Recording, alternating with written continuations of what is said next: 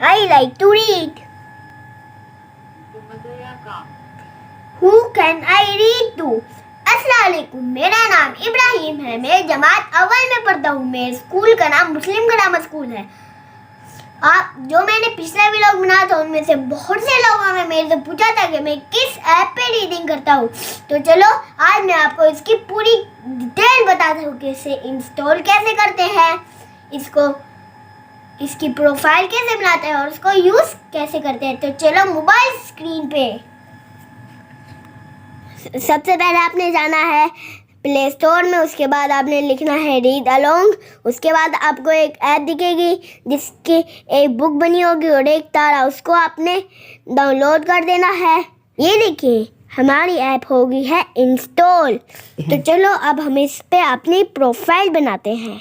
अब आपने वो लैंग्वेज चूज़ करनी है जिसमें आपने अपने बच्चों को रीडिंग करवानी है। अगर आपके ज़्यादा बच्चे हैं तो आप अपने बच्चों का ग्रुप बनाएं और इससे ये फ़ायदा होगा कि हर बच्चे को अलग अलग स्टार मिलेंगे और हर बच्चे की अलग प्रोफाइल बनाएं। अब लाइब्रेरी में जाके स्टोरीज की रीडिंग स्टार्ट करें जिसमें आपको एक एक स्टार मिलेगा। वो एक किताब पढ़ ही थी आज आमिर, और इसमें आपको मुख्तलिफ गेम्स भी मिलेंगे। तो देखा आपने ये कितनी दिलचस्प ऐप है।